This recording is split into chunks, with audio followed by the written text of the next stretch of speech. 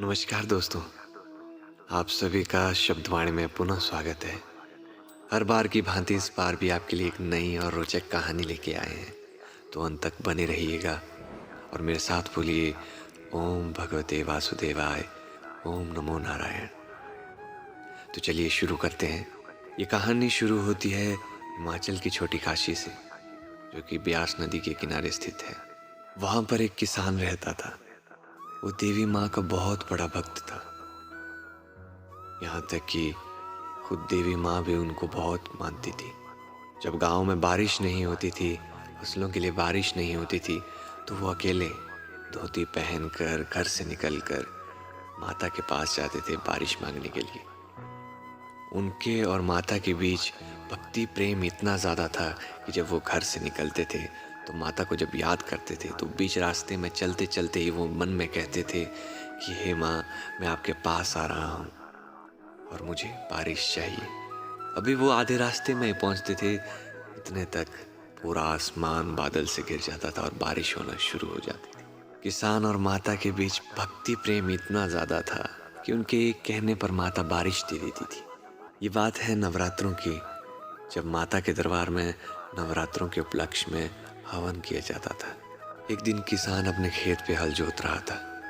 जैसे ही किसान हल चलाना शुरू करता, उसके बैल रुक जाते। वो फिर खोल के हल फिर से जोतता, फिर चलाने की कोशिश करता, लेकिन फिर बैल रुक जाते। ऐसा कई बार हुआ।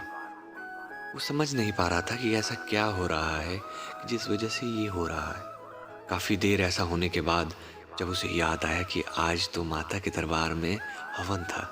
बैलों को खेत से खोलने के बाद उनको गौशाला में छोड़ के जब वो घर गया, वहां पे नहाया, फिर उसके बाद जाने लगा। उसने देखा कि समय बहुत ज़्यादा हो चुका था, आधा दिन गुजर चुका था। बहुत सारे लोग माता के दरबार में पहुंच गए थे, लेकिन माता को तो अपने अनन्य भक्त का इंतज़ार था। वो तो अभी घर में थे।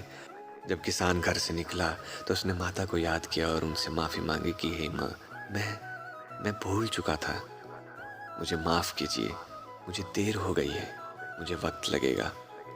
तो माता ने कहा कि कोई बात नहीं, तुम सिर्फ आंखें बंद करो, बाकी जो करूंगी मैं करूंगी। माता का मंदिर पहाड़ी के शिखर पर था और किसान का घर नीचे नदी के पास था। किसान जैसे घर से थोड़ा आगे निकला था, देवी माँ ने किसान को कहा कि आप आंखें बंद कीजिए, आंखें खोलिएगा मत। जब मैं कहूँगी तभी आप आंखें खोलिएगा। जैसे ही किसान ने आंखें बंद करी और थोड़ी देर के पश्चात जब माँ ने कहा कि आंखें खोलिए, और किसान ने जब आंखें खोली तो उसने पाया कि वो मंदिर के दरबार के पास खड़ा था। वो सोचने लगा कि मैं इतने जल्दी मंदिर के दरबार में इस पहाड़ी के शिखर में कैसे पहुंचा। उसने पाया कि ये माँ की शक्तियों के अलावा और क्या हो सकता है।